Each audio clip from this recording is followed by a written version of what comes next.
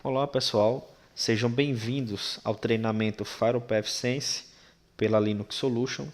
Meu nome é Thalisson Sarmento e eu vou ministrar este treinamento para vocês, que tem como foco ensiná-los a instalar, a configurar e administrar os recursos e serviços existentes no PFSense. Bom, o que nós vamos falar nesta aula? Nós vamos ver o que é o PFSense, conceitos de UTM e Faro. Nós vamos ver cenários de implementação ou quais as situações em que podemos utilizar o PFSense, algumas características das novas versões e vamos também ver o que nós vamos estudar durante este treinamento. Bom, o que é o PFSense? O PFSense ele é um software livre baseado no sistema operacional FreeBSD e que foi adaptado para assumir o papel de faro e ou roteador na rede. Ele foi criado em 2004 por Chris e Scott como um fork do projeto Monowall, e o próprio Chris ele foi um colaborador assíduo do projeto Monowall. E o projeto Monowall ele tem basicamente as mesmas características ou pretensões técnicas do PFSense, que é de ser um sistema prático, robusto e confiável. E tem um foco específico da utilização do Monowall ser em appliances e em determinadas ocasiões onde seja necessário, por exemplo, um espaço de armazenamento em disco muito grande ou um processamento muito elevado, a utilização de appliances acaba sendo não recomendada. Ou, por vezes, quando você já tem um equipamento em sua rede, é necessário trocar, fazer uma atualização de hardware, vamos dizer assim, e por vezes financeiramente isso não vai ser encarado de uma boa maneira. O PFSense ele está licenciado sobre a BSD License, que nos permite alterar, assim como outros softwares open source, alterar o seu código. E uma característica da BSD License é também gerar produtos comerciais utilizando, no caso, o código do PFSense, e que é muito comum hoje. Aqui no Brasil existem algumas empresas que fazem isso. Elas utilizam o código, toda a estrutura do PFSense, alteram alguns detalhes, seja do próprio da interface web, ou adicione funcionalidades desenvolvidas pela própria empresa.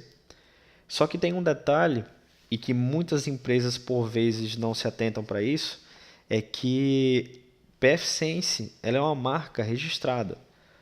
Eu posso sim fazer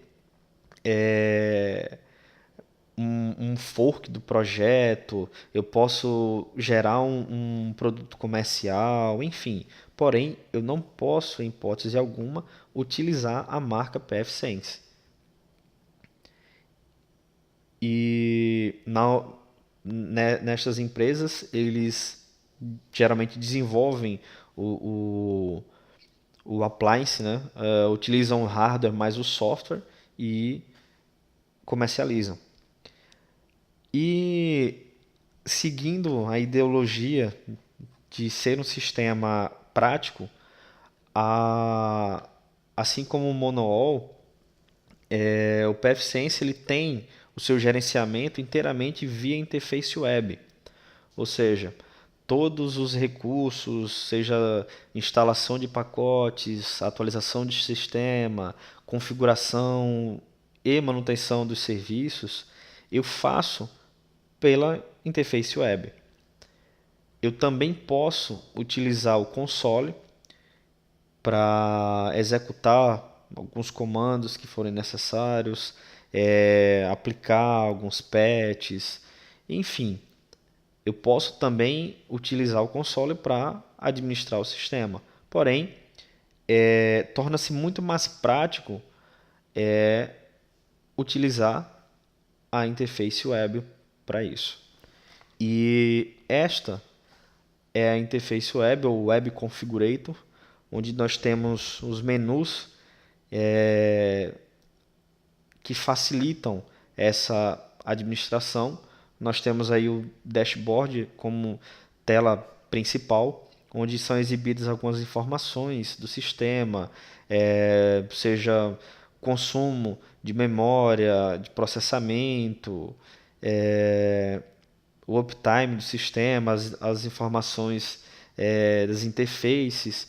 E na verdade eu posso adicionar os widgets que posso simplesmente colocar gráficos para acompanhar o consumo de banda nas interfaces e dentre outras informações que eu também posso adicionar a esse dashboard.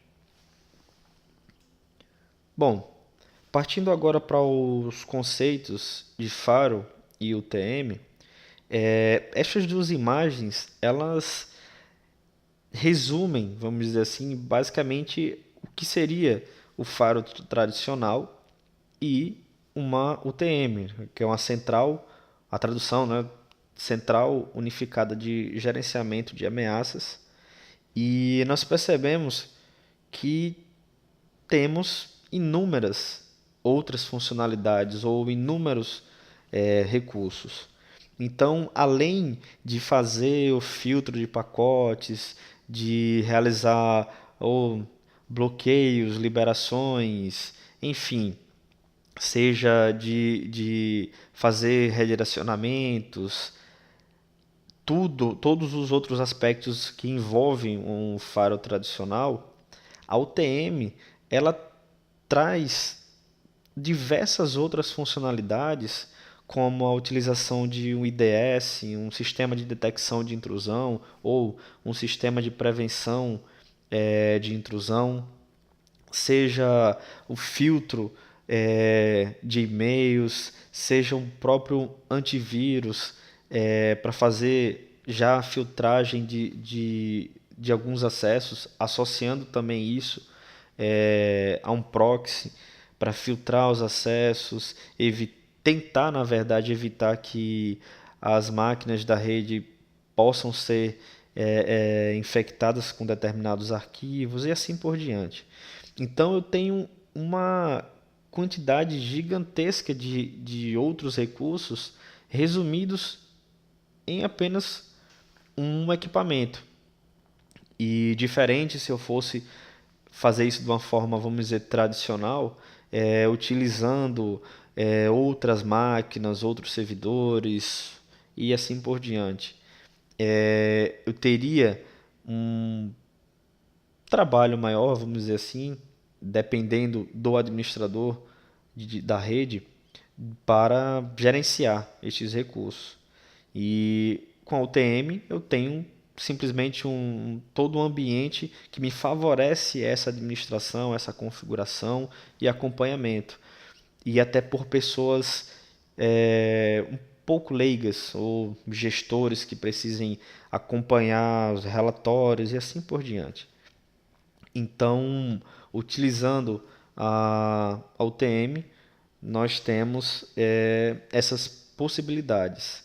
Porém, o que vai diferenciar é o conhecimento que o administrador, que o técnico responsável, enfim, o analista de segurança, ele vai ter para poder configurar estes equipamentos.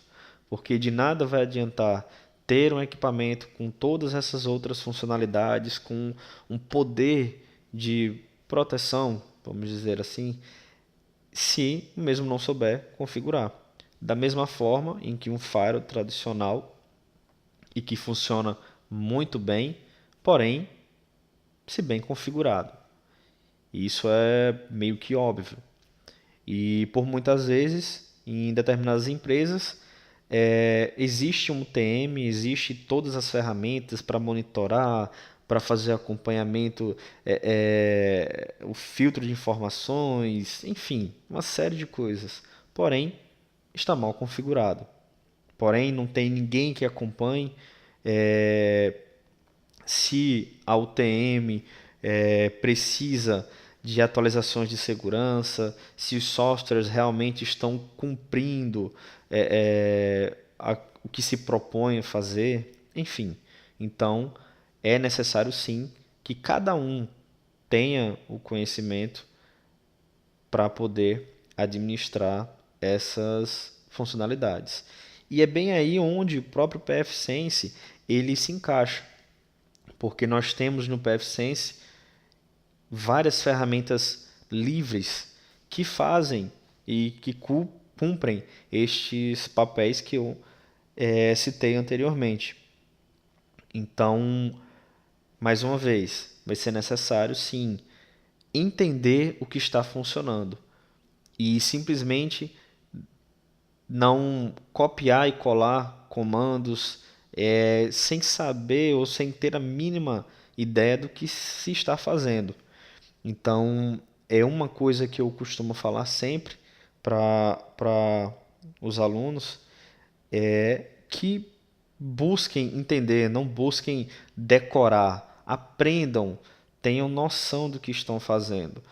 E tenham noção de coisas até simples, noções de redes, noções de protocolos, porque isso é essencial, é a base de tudo. Então não adianta querer, eu vou comprar um TM de tal empresa que é considerado o melhor, enfim. Mas se a base de conhecimento necessário para administrar isso e outras coisas, o administrador, a pessoa responsável, não tem. Então, já fica um conselho para vocês. Bom, alguns cenários de implementação. Então, o PFSense ele pode simplesmente cumprir a sua função de firewall. Então, onde eu simplesmente tenho um link de internet e o PFSense ele vai fazer a tradução, né, o NAT, o compartilhamento dessa conexão para as máquinas internas, as máquinas locais, e pode simplesmente fazer essa funcionalidade também atuando como proxy e assim por diante. Mas esse é um cenário básico que se encontra muito da utilização do PFSense. Bom, aí nós temos apenas uma diferença, que a rede ela ainda continua com o PFSense, porém agora com dois links de internet, fazendo o balanceamento de carga ou por muitas vezes fazendo o failover também, que não deixa de ser importante e por muitas vezes os problemas que nós vemos nos fóruns, enfim, em algumas listas, são perguntas simples, ou o erro que está acontecendo poderia ser resolvido se simplesmente a pessoa tivesse noção do que está fazendo, ou noção básica do porquê do problema e do porquê fazer determinada configuração. Então, é uma das funcionalidades que pode ser utilizado no PFSense, o failover e balanceamento de carga. Isso não só para balancear o seu link de internet, mas também das máquinas, dos servidores web que estejam atrás do PFSense. Eu posso também configurar para justamente fazer esse balanceamento, para não sobrecarregar uma máquina, enfim. Então, as possibilidades são inúmeras. E também eu posso fazer a liberação, assim como um filtro, dos acessos remotos ou dos usuários remotos. Por muitas vezes, em algumas empresas, é necessário que um usuário esteja lá com seu tablet ou com o smartphone e ele consiga acessar documentos, sistemas da empresa, e isso através da internet. Então, é necessário, sim, saber configurar este cenário, mas também saber como proteger ou quais mecanismos utilizar para fazer com que esse acesso, esse tipo de acesso, seja o mais seguro possível.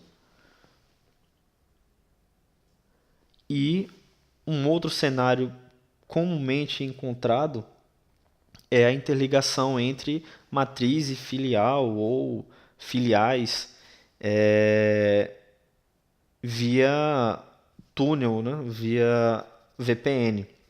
Então, é um cenário clássico onde eu tenho a matriz, onde ficam os sistemas, ficam os servidores web, de e-mail, de banco de dados, enfim.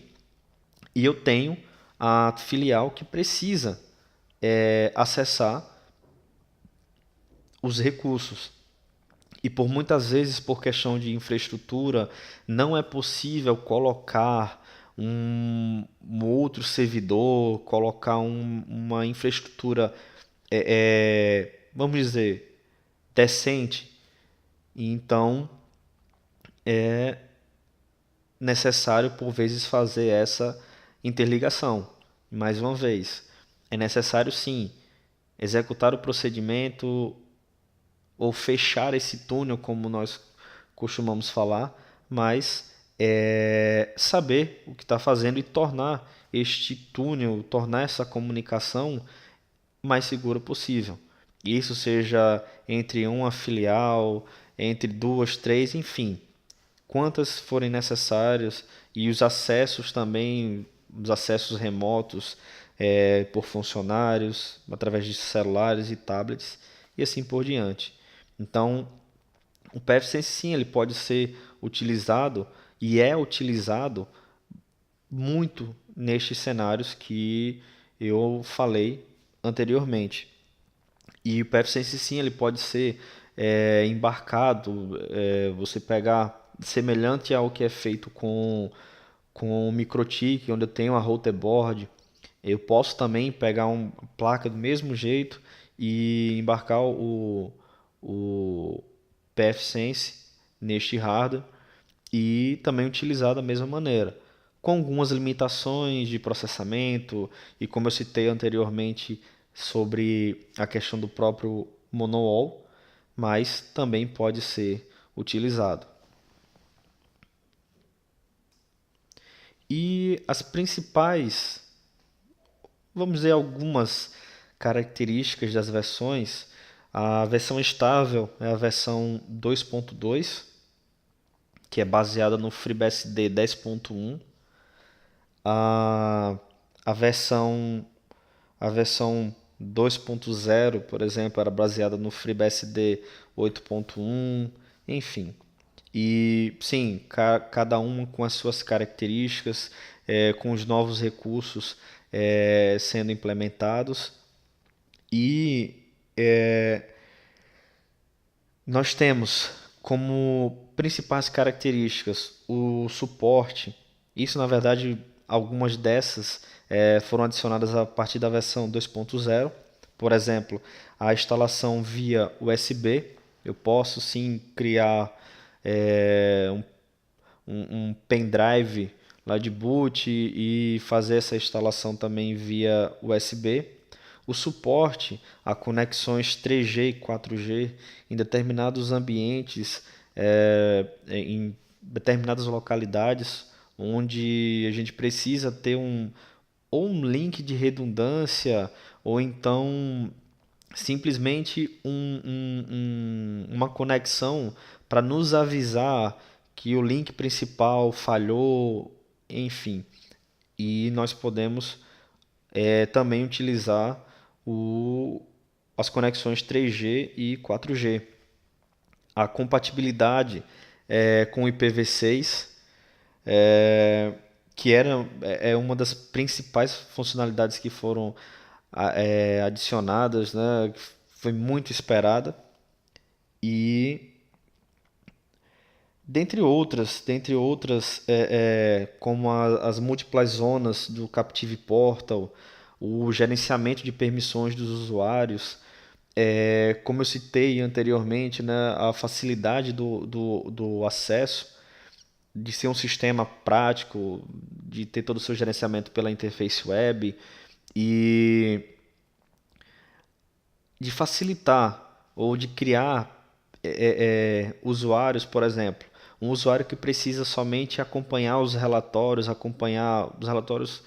perdão, os logs, ele não tem a necessidade de ter permissão para configurar, alterar, parar e iniciar serviço. Então eu tenho como fazer esse gerenciamento dessas permissões para estes usuários. E aí tem a parte de integração, seja com bases LDAPs, Active Directory, um outro recurso também muito interessante é onde eu posso fazer um bloqueio de redes privadas, de endereços, né, de redes privadas que são redes não válidas, diretamente na placa de rede. Eu não preciso criar regras de firewall.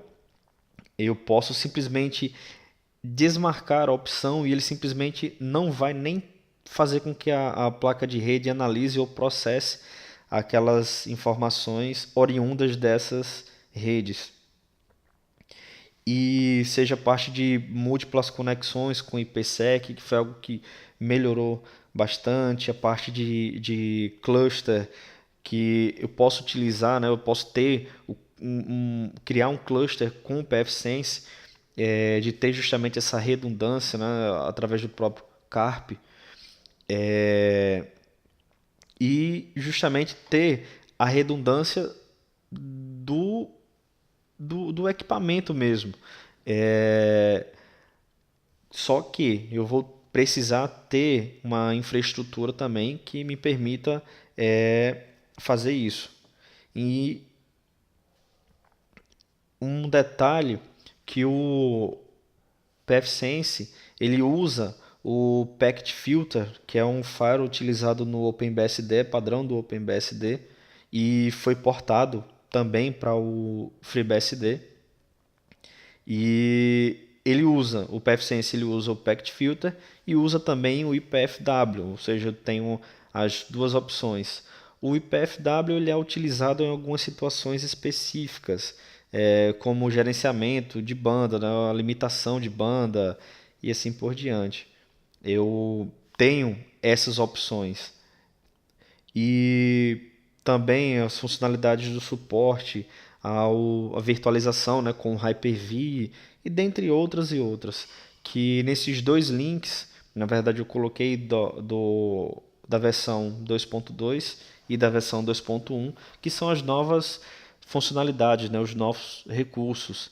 E aí vai principalmente os suportes a novos hardwares, e tem uma lista, por exemplo, do próprio FreeBSD. Eu tenho a lista dos hardwares que são suportados. Então, se são suportados no FreeBSD, tem, se não total chance, mas grande chance de ser suportado também no pfSense, já que o mesmo é baseado no FreeBSD. E mais informações sobre os recursos, nós temos aí esses dois links que podem ser acessados aí por vocês. Bom, e o que nós vamos estudar neste treinamento? Nós vamos abordar a parte de instalação do pfSense, a instalação avançada,